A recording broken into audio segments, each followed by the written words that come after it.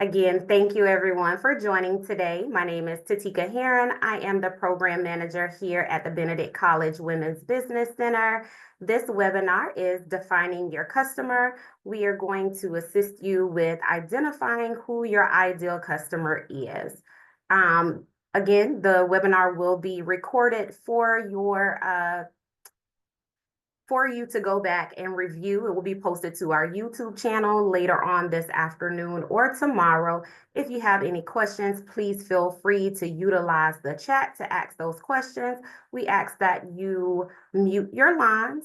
If you have a question, you can wait until the end, or you can put it in the chat and we'll answer those questions as we go. Okay, so we are going to go ahead and get started. I am going to share my screen so that you all can see.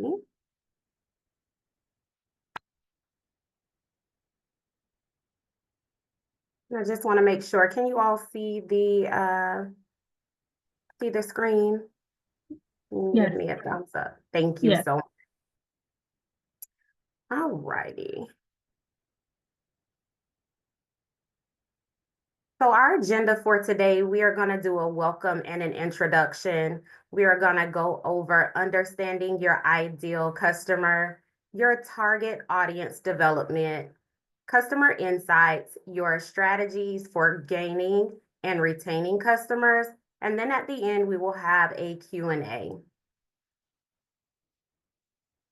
About WBC. So Benedict Women's Business College, Benedict College Women's Business Center is dedicated to providing all of our entrepreneurs and clients with the most information and assistance in growing and scaling their business.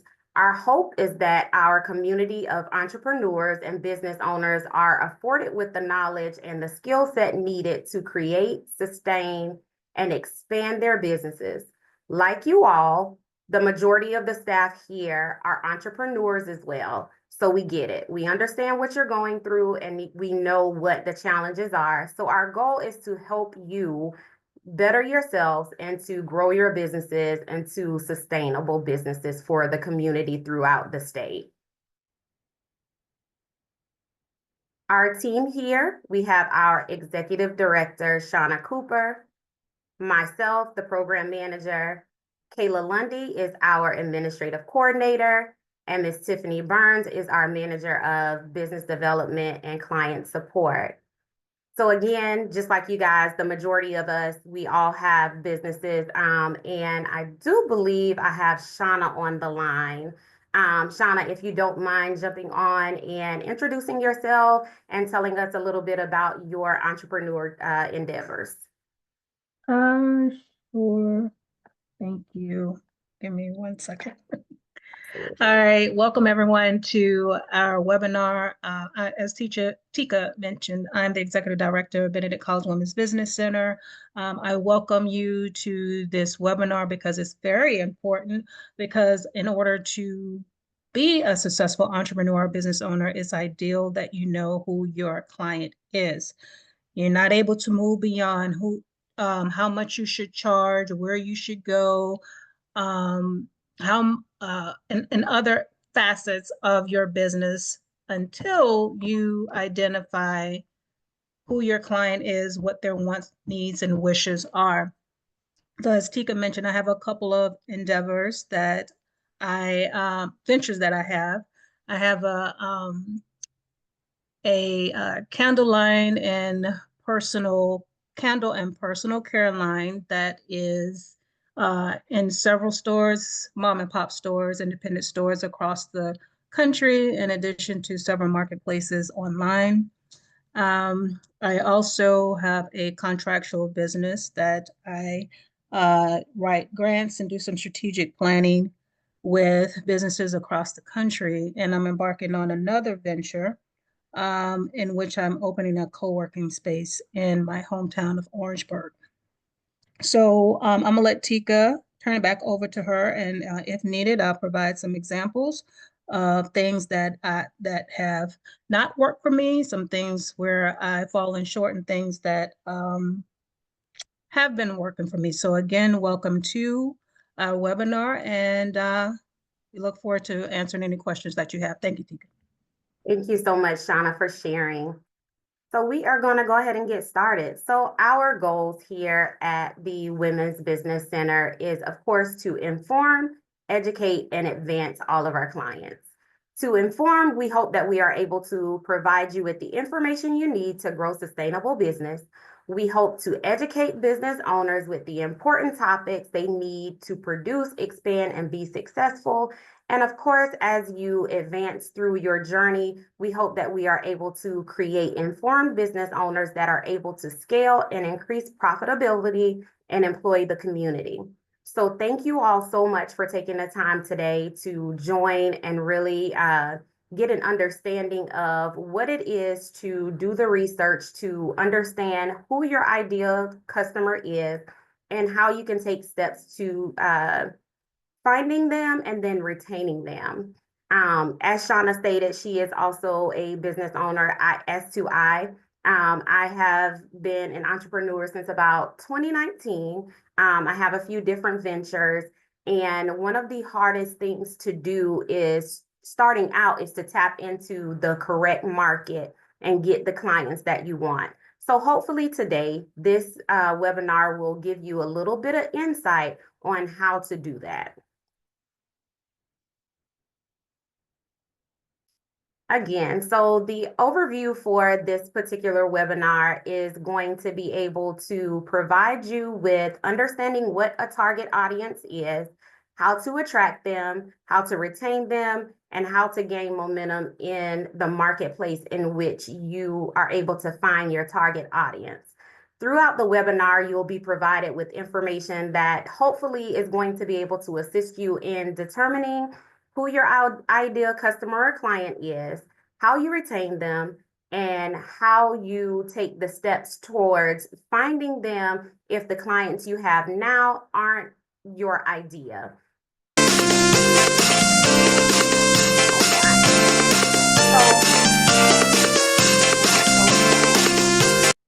So on this next slide, guys, and I do apologize, the music goes on as soon as it starts. On the next slide, you guys, there are going to be 3 different categories. And this is going to be what's your biggest challenge. In the chat box, if I can get you to put a 1 if your biggest challenge in business is going to be customers, 2 if your biggest challenge is going to be capital, or 3 if your biggest challenge in the marketplace right now is marketing.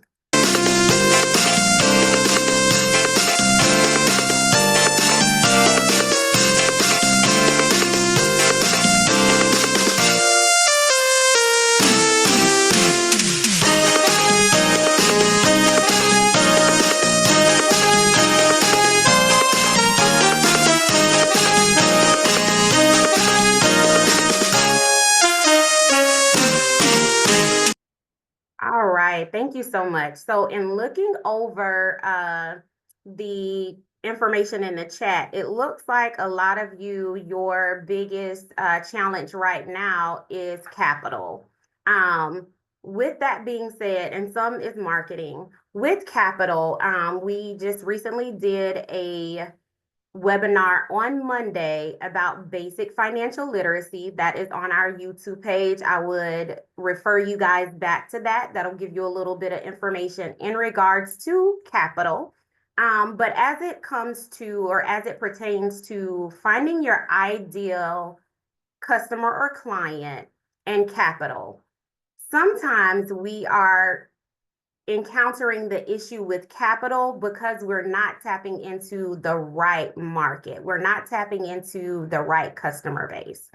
So with that said, as it pertains to finding your ideal customer and capital, there's a few things that you have to do. You have to target the correct audience. Your target audience development is going to not only tap into your brand, but it's also going to help you to understand who you serve. And sometimes when we are serving the wrong audience, we're not making the money that we need for our products. So to develop the right consumers for your products, you have to not only know who you are and who your brand is, but you got to know who it is that you are looking to serve. Um, if you have products that are meant for 18 to 35 or 18 to 25, those are the consumers in which you are looking to target and market to. You have to know where they purchase. You have to know what it is that they like. You have to know the things that they look for in the products. So if, say you have a skincare line, and your skincare line is looking to target that 18 to 25 marketplace, where are going to be the places that you're going to sell those products? What type of branding would you be using that's going to attract those age groups so that you are correctly marketing the business and you're going after the people who need you most? So some of those things are going to be based on the demographics. And like so many other things, demographics in marketing your business is really big. So understanding who your ideal customer is more than just the people that you want to buy your products or utilize your services. When you are defining who your ideal customer is, it's going to be you identifying what specific groups of people is going to be able to benefit more from your products or your services. Again, going back to the beauty care products, if you are looking to target a younger market, you're going to have to look into, well, how can I market to those people? Am I going to be running ads in the newspaper, or am I going to be making ads on social media? Am I going to go to bridal showers, or am I going to do pop-up shops at the local market? It's things that like that help you to identify your marketplace, your customers, and know where to market to them. So when it comes to demographics, you're going to need to know what age groups you're looking to sell or service to.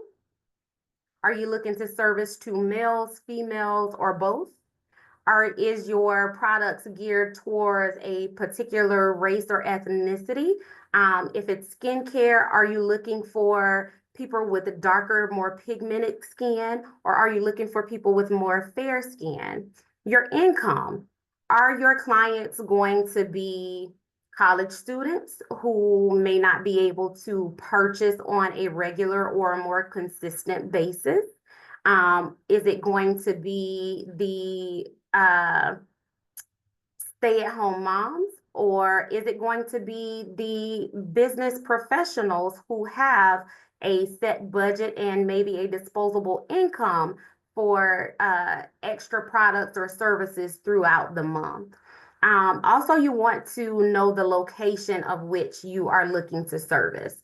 And that location may be international, it may be local, or you may want to do uh, a square or map of where you can drive or market for shops or flea markets and things like that.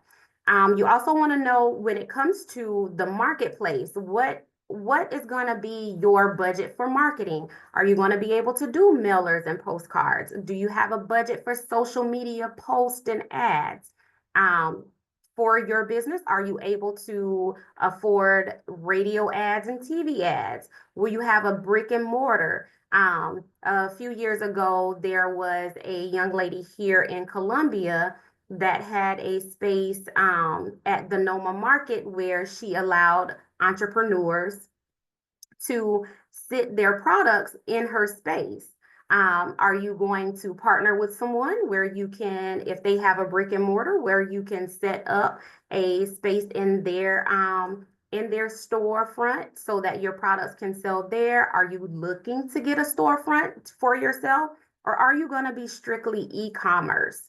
And don't limit yourself with e-commerce to just a website of your own. It may be Facebook Marketplace, TikTok Shop, Instagram selling, things like that.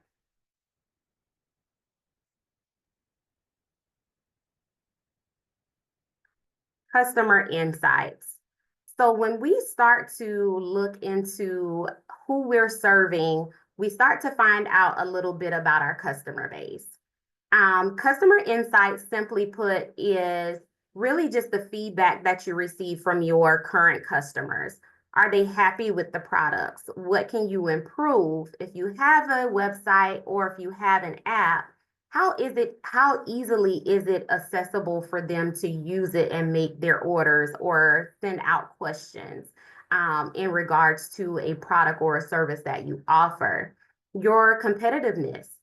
Are you competitively priced? Is there someone in the marketplace that offers the same thing that you offer, but or do they have a better price?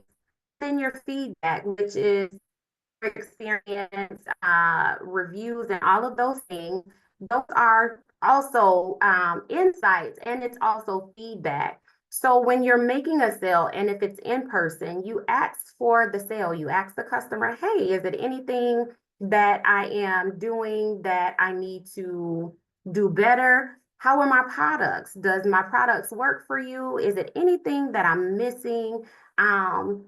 That you would like to see from my product or service line.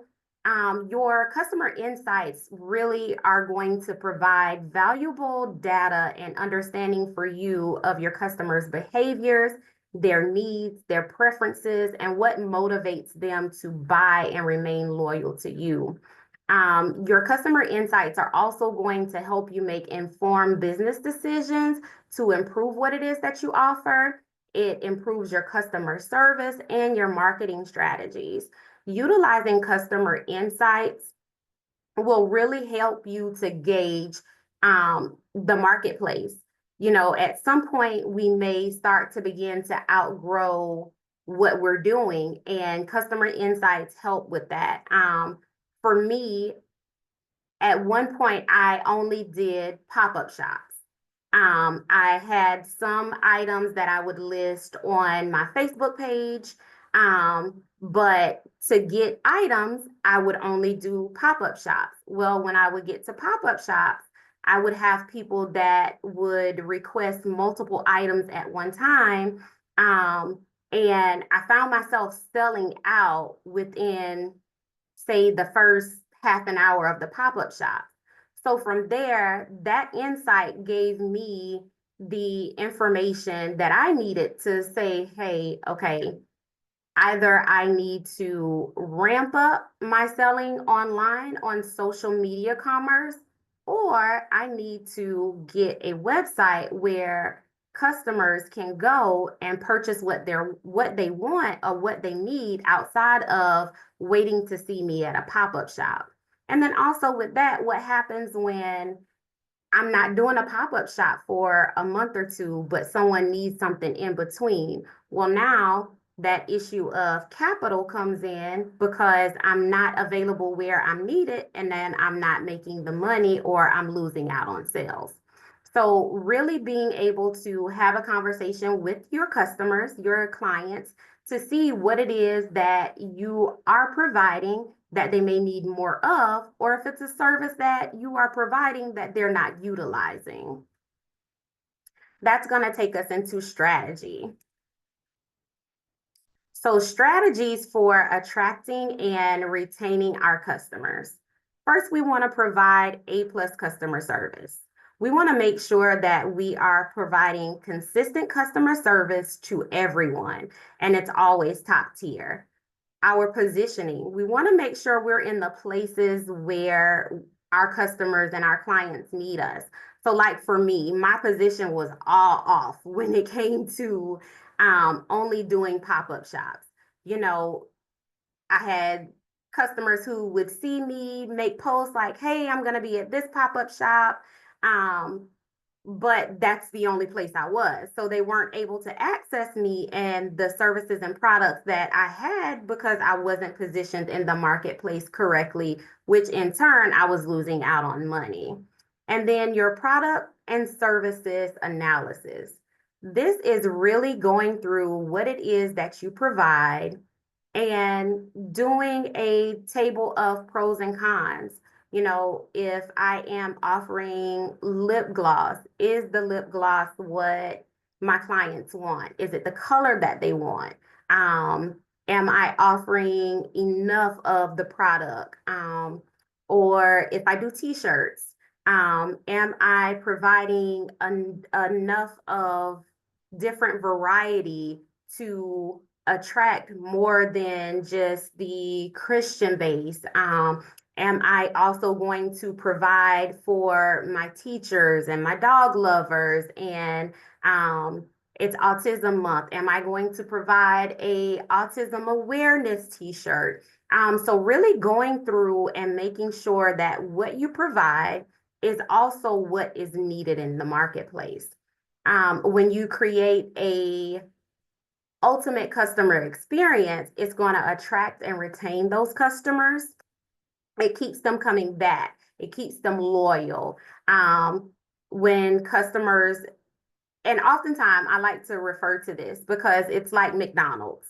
Um, we all know going to McDonald's, we may not always get the best service, but it's going to be quick for the most part. And we know what they offer.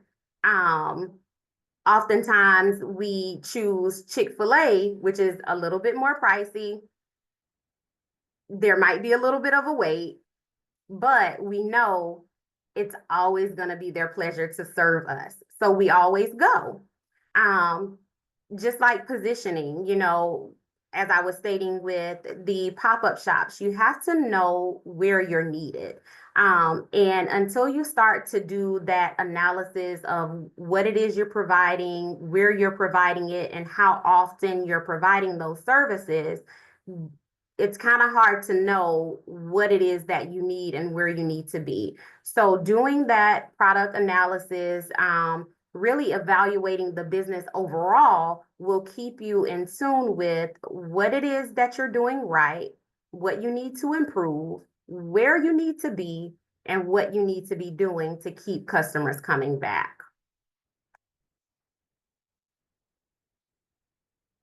Marketing strategies. So how can you gain new customers and keep your loyal customers coming back? For me, I live by these four things. I ask for the business. I simply ask my loyal and returning customers, I ask them for referrals, and I ask them to leave positive reviews on social media. The best thing that you can do for your business is ask for the business. If you're somewhere and you overhear someone saying that it's something that they need, that you provide, you know, not being nosy, not being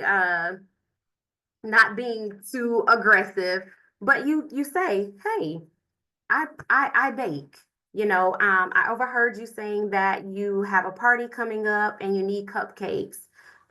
If you don't mind, I'd like to provide you with my social media. You can go on, take a look.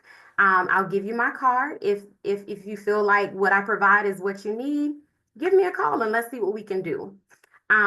Leverage your social media. So just like I was saying, you know, when you meet new clients or new customers, you refer them to your social media.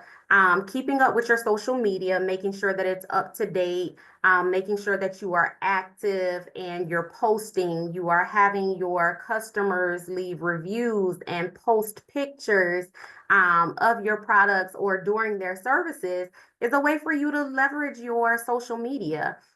Use those platforms to not only sell, but to also market your business. Use it as a review platform as well. Ask your customers to post their testimonials, whether it be from just a post about a product or whether it be an actual video.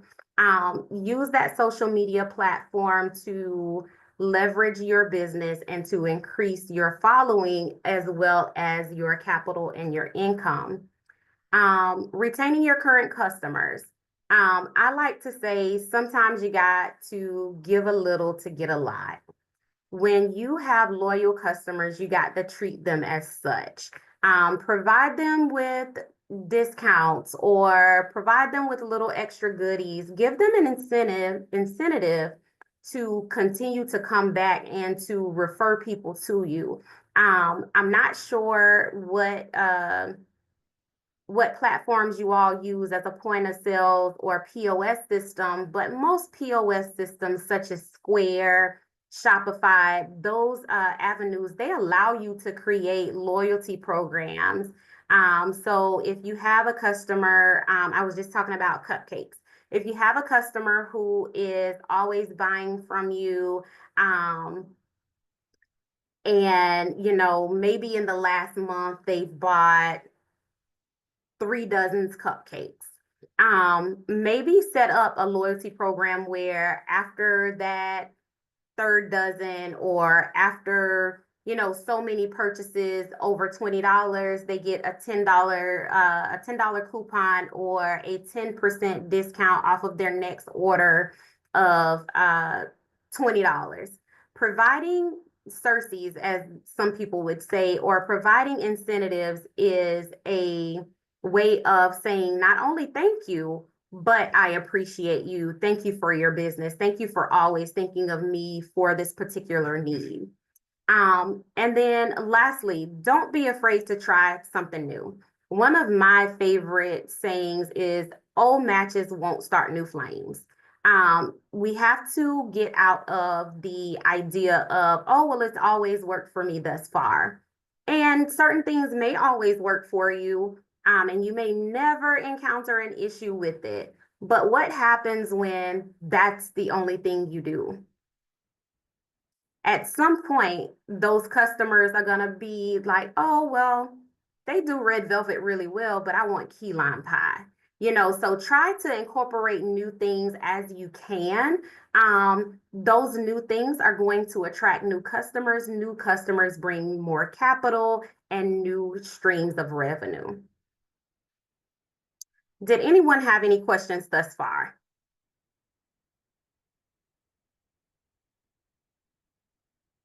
Okay.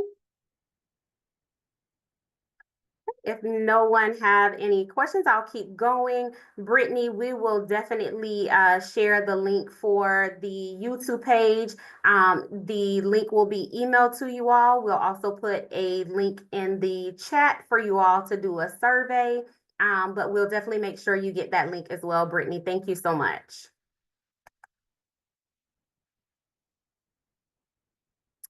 All righty. So what can you do to market yourself? Show your company's best features.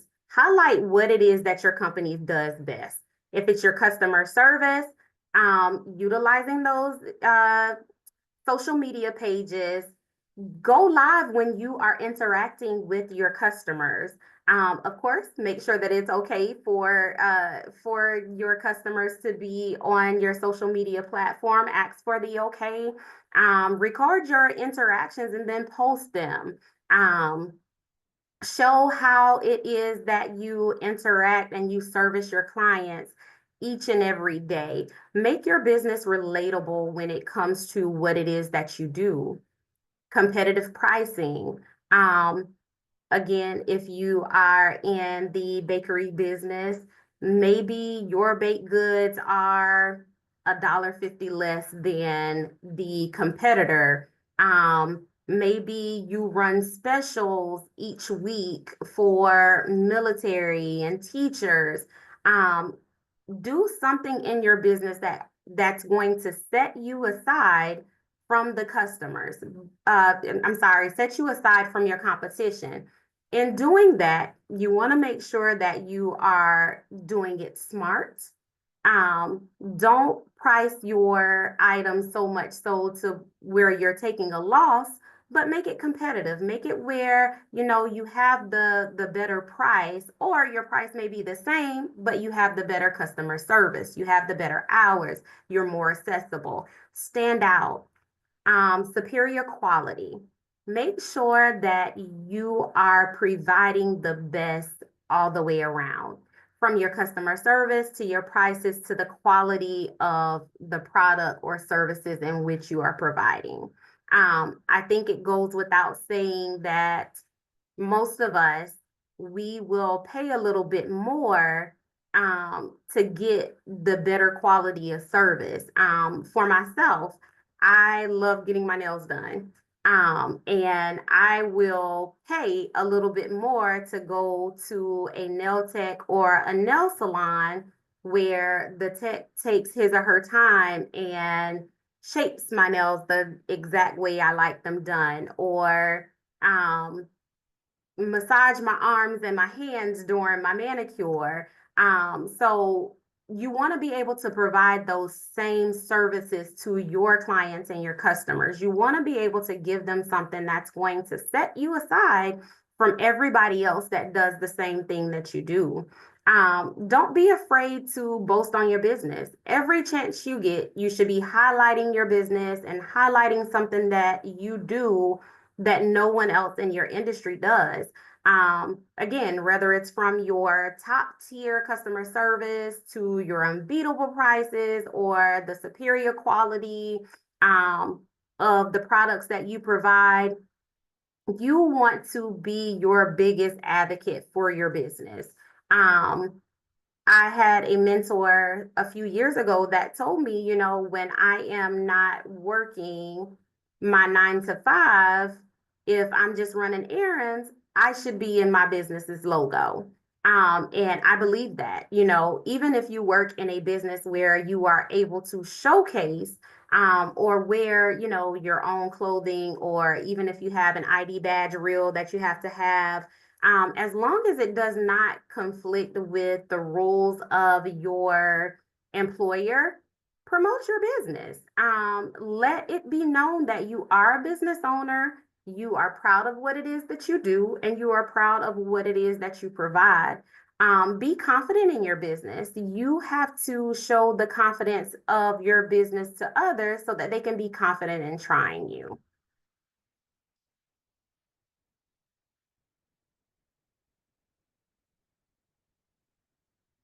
All righty. I do not have anything else.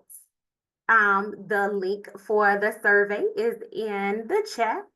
Now is our time for questions and answers. If anyone has any questions or answers, you are more than welcome to come off mute and ask those questions.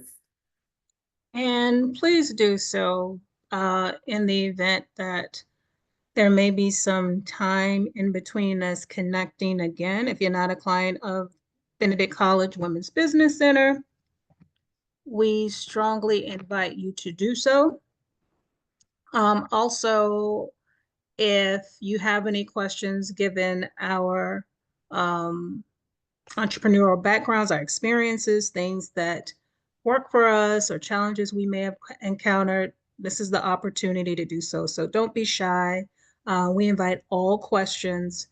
This is to be a very informal yet informative session. So by all means, come off the mic if you have a question.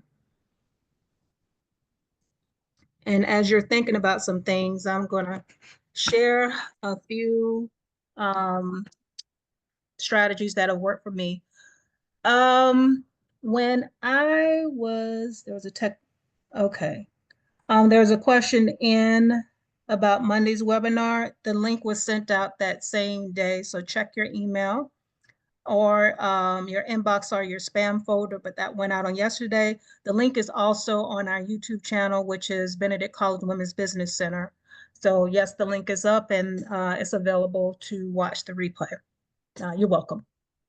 So as Tika mentioned, when you are, and think in addition to that, when you are determining who your client is,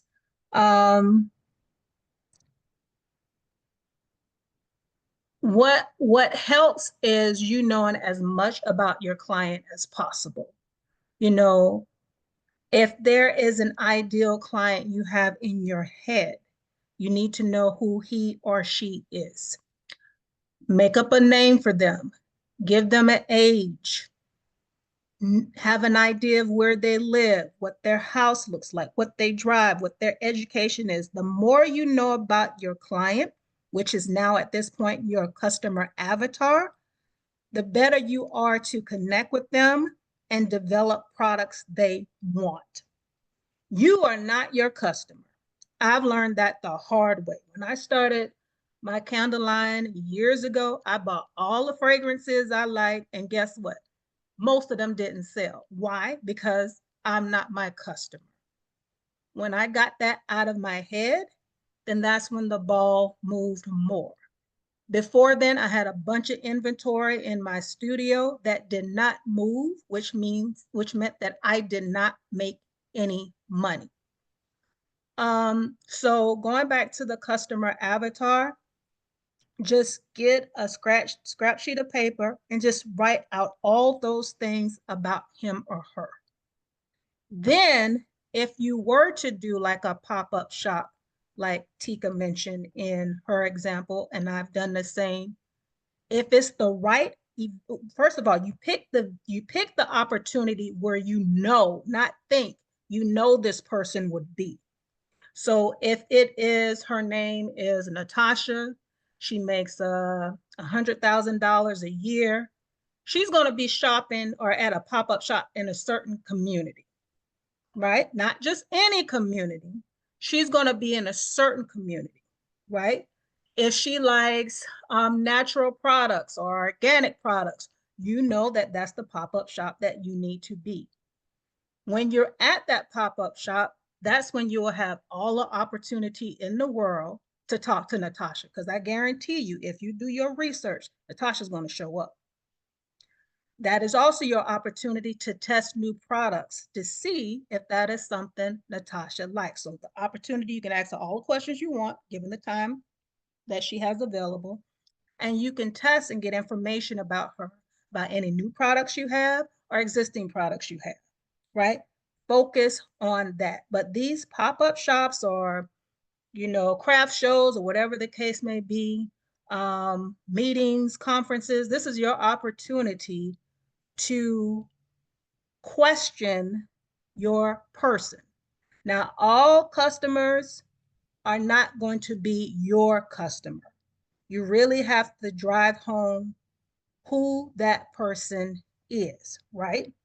Which would dictate where you go to promote your items, right? Whether it's something online or whether it's something in person. Going back to the avatar, Natasha, what I have found that has worked for me, particularly with, well, no, that's working across all of board, across the board with the ventures that I have. When I know truly who this person or organization is, it's easier to sell to other ones, right? Because I have an idea of what it is they want. Like, for example, the candle line, let's stick with Natasha. All I have to do is sell to her. She'll do all the marketing and promotion that I need, at least a good bit of it, to sell to her friends. Because human nature, if your people tend to congregate, communicate, collect in certain groups, and they tend to like the same things, right? So if Natasha has her group of 4 to 5 women that she hangs around with, at some point they're going to see what she has and they're going to ask her where she got it from. And that cycle just trickles down. Now, there are other things you can do to market and promote, as Tika mentioned, but I'm saying if you drive home, if you hone in, on who that person ideally is, then you're not just shooting in the dark. Oh, maybe it's this person, it's that person. Take your time, really take your time to see who this person is before you do a whole bunch of investing in inventory and all this other stuff, because you have to take a few steps back then. I also want to mention one thing. Capital was one that was mentioned. Of course, it's okay to start off small. You don't have to invest in a lot. The idea of starting off small is, one, to see if the business or the venture is going to work. Two, what works within that venture.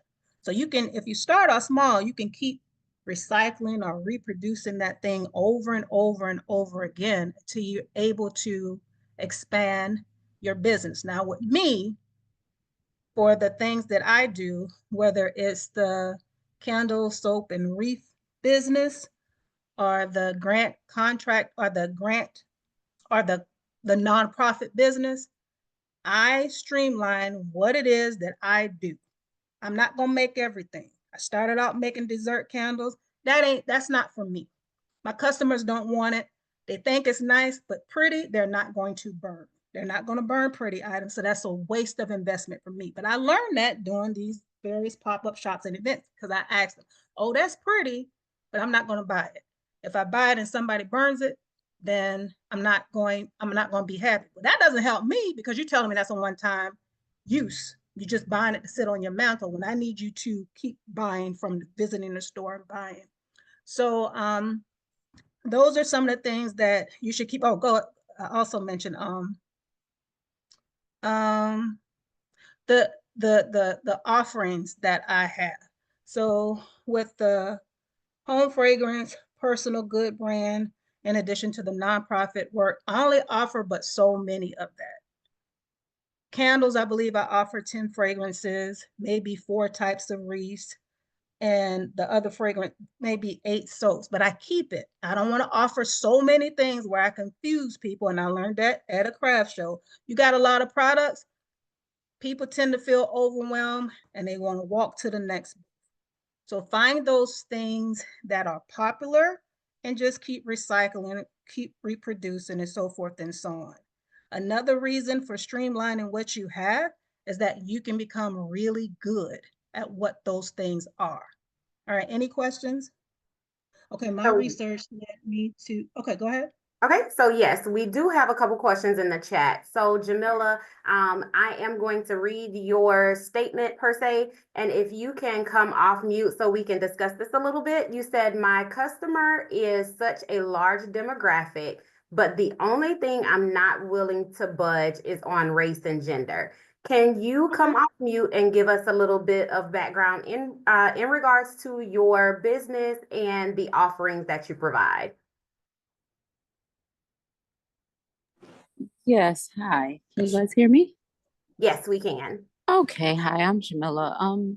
My product, I guess, or service is an actual app. It's a closed circuit app similar to like Discord or Clubhouse. So you would have to be invited and other people wouldn't be able to participate in what is behind the app once you log in. And it would only be invitation only, and it would be Black women and I guess girls too over the age of 13. So that's the reason why that knocking down a niche of my target customer, I don't know how I would do that. I mean, I know I want it to be Black women and girls over the age of 13 who would use any sort of social media or computer, but like her income, where she lives. Obviously, I would want to start off somewhere similar to just the United States, and then when we can code the app to show up in Canada and other places, obviously, but I wouldn't know what to name her, and if she's a mother or not, or I just know she's Black and she's a woman. That's it. So what may be helpful? There are tools online that can help you streamline what the demographics and the psychographics of your client are. So you can just walk through those worksheets. You don't have to have a name for her. My name came later on. I just knew you just know when you see her. It's just innate. And I'm gonna tell you a story that I've shared before in just a second. So think about who would use this. Like if you don't have it, it may be beneficial for you to have. What is this app? What does it do? Right? What topics or what are the interests? Because I'm gonna tell you, women and girls, that's a huge gap. And that's a lot of work. and a lot of work as to making it interesting for that wide age range. Because I'm gonna just tell you, just personally, and I might not be your customer, and that's okay. But I'm a 50-year-old woman. I'm not going to want to hang on an app that an 18 or 13-year-old is on. I want something, whether it's entrepreneurial driven, something for single parents, single moms, something that's for me. So that's what I'm saying. You will know once you do some digging as to who this is for, that will help you streamline this other stuff, if that makes sense what I'm saying. If it is girls, then that's fine. But you need to be very certain as to, do I need to pull in people with expertise in working with Black girls? What are some things that they're dealing with? Is it social imaging? I mean, self-imaging? What is it that's going to make it work for them? What are the legalities that are involved in working with this group? You know, just, and I'm gonna tell you what will help you too. If you just put in a search engine, like, and I don't know to the extent of your app, like topics or interests of Black women or Black girls, Google will list some things. Google keywords will also tell you monthly what people are putting in as far as search. If you go to the keyword planner, it's called something else now, but that's just a start. Hopefully that helped you to some degree to Yes. respond. And Jamila, I just wanted to chime in as well. Sometimes when we are looking to start a for-profit business, a lot of times we have an idea of nonprofit work to gain for-profit income. So you have to separate that. Is what I'm doing going to be for the nonprofit side, or am I looking to do something that's going to be for profit that I'm going to be able to build revenue on? Also, with what you are looking to do, you may want to start out with some focus groups, inviting in some people who are in those age groups in which you want to work for or build your company around, and see what it is that interests them, see what it is that they need, what they want, and will they actually utilize the products and services that you are offering. Okay, she says that ages 13 to 17 has their own rooms, and trademarks and patents are underway because of the features. So good luck on all of that, Jamila. Let's see. We have a question from Brittany. My research leads me to consider a needs analysis. Are there cost-friendly and effective ways to assess your potential client needs? Yes. Ask them. Ask the people in which you are looking to service if your products or services fit their needs. If it does not, you ask them what it is that I can do to provide what it is that you need. It's really just having a conversation. A needs analysis is really just, when it comes to business plan, it's really just your market analysis. You are doing the research, you're asking the questions, you're taking the time out to find out what it is that you're questioning. Brittany, if you don't mind, can you jump off of mute and give us a little bit of information in regards to your business? Yes, I'm so loving all of this, y'all. I really appreciate this space. So I'm Brittany Jones. I am the founder owner of Bridges to Unity. And the purpose of the space is really to provide support. So I work in mental health, and I find a lot of times clients typically like to stick around in individual counseling because it's a healthy relationship, and oftentimes people don't have a lot of them. And so I wanted to create a space where people can say, you know what, I graduated, I kind of don't need this intense or this high level of care. I'm actually ready to kind of like give and share some of my own knowledge and be a resource to others. And so within that, I want to say that the focus of my agency is largely centered around families. And so I want to create space where there's support for, whether there's soft spots in relationships between a parent and child. Maybe there's challenges that come up when it comes to disagreements within the family. So there's spaces for couples to kind of come in, and it's really like for the family. And I want to keep it, more so smaller than what I guess public or free, support space would be, right? Where it's just any and everybody. Sometimes the people who are leading those groups, you don't know where they come from or like, what they're coming with a lot of times. So it's not as like safe and protected always usually. And so for me, it's like if my client is the family, but I'm also having to like create pockets where each family member has a space to thrive, right? It's like navigating needs in that sense. When I think about collectively gaining this information, it's really leading me to consider like hosting something where I can just like create a free space for people to come in and just like share and like maybe consume a little bit of that insight and kind of figure out how to package up things. But I do know the goal is for the space to be safe, people to be able to share wisdom, and for them to also be able to gain it. So I'm sorry. No, I was just going to tell her thank you for sharing that information. Go ahead, Shauna. So Brittany, is this a nonprofit or for-profit? Not that it really matters, but I just wanted to ask that first and foremost.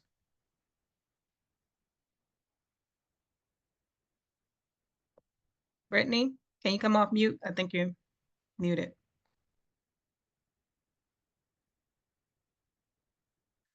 So I'm gonna just go talk, regardless if it's a nonprofit or for-profit. So what may be helpful to Brittany and others in this situation if she's looking to do a needs assessment? Think of the 3 to 5 questions that you want to ask, and always keep that in your bank.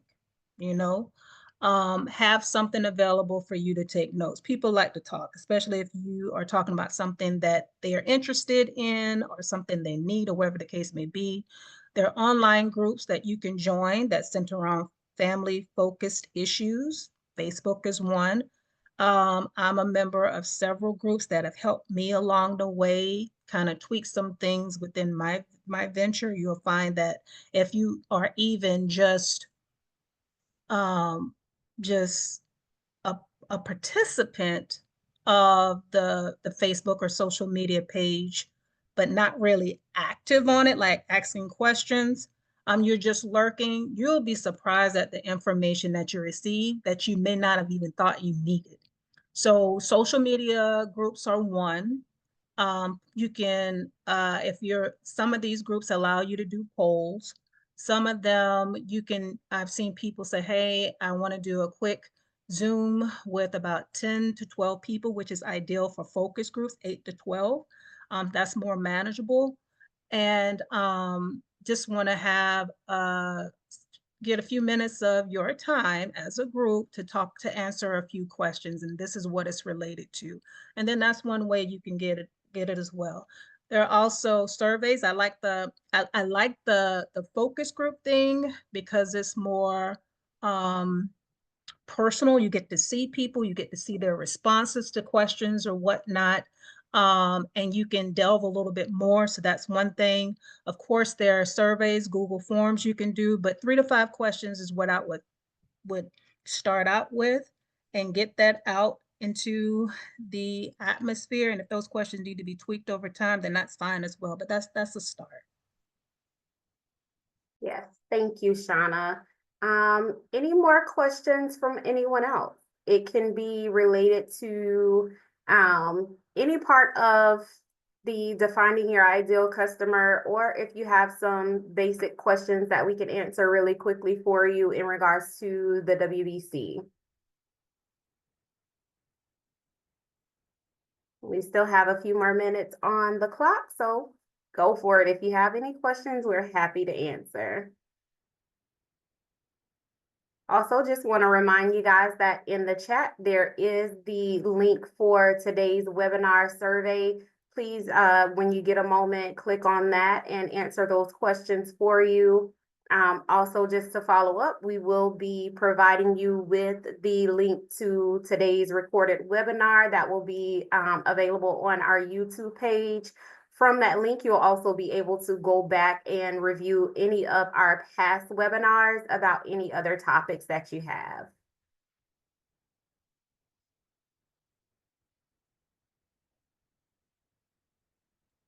I do have a question for people in attendance. If you can put in the chat the one thing based upon the information that you receive that you're going to work on within the next 30 to 60 days.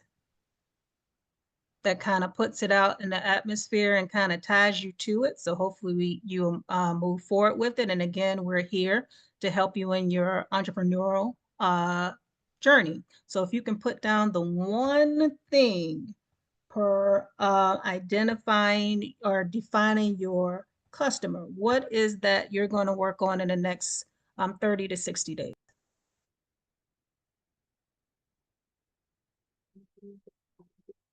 That's great, Khadija.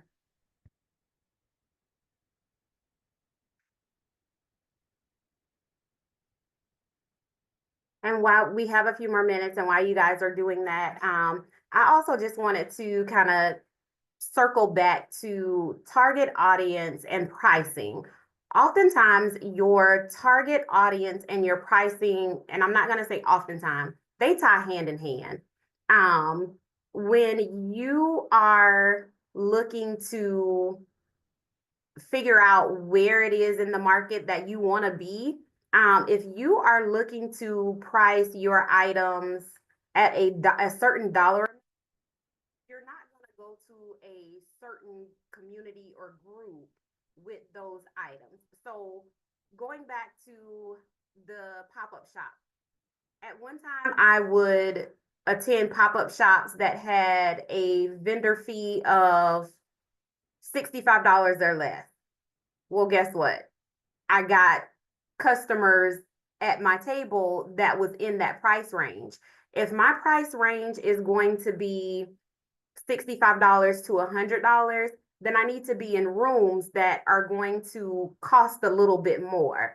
So you have to be very mindful of where you are placing yourself, because you're not going to get high-end customers at low-end events.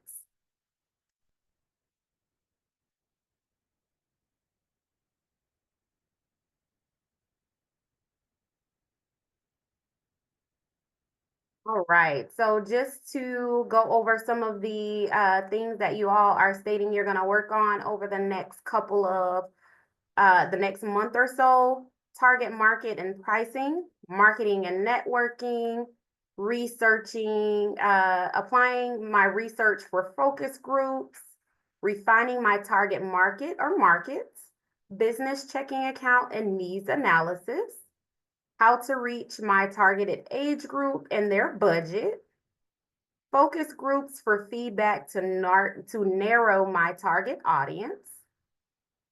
Those are really good topics, guys. I can assure you, once you do the homework to figure out who it is that you want to serve, you'll start to see more of your tribe per se, and you'll be able to reach them a little bit more. And quite frankly, you're probably already encountering these people, and you're just unaware that these are the customers that you want because you haven't done the work to narrow down who your target audience is.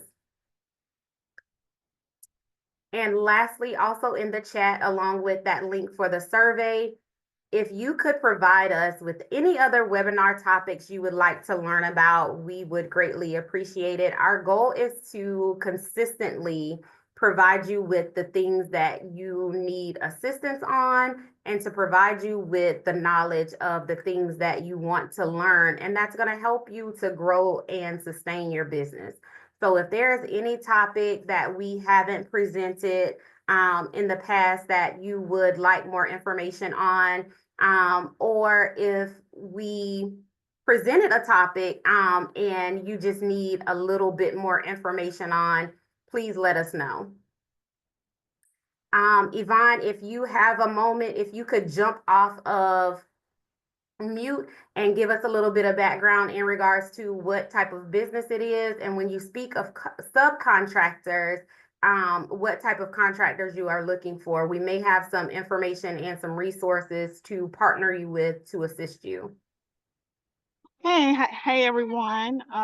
Yes, so I am into the project management and with government contracting. So that is one of the main things I'm kind of like focusing on, is locating subcontractors to connect with and to also bid on these different contracts. So it's I don't really have a specific niche. Mhm.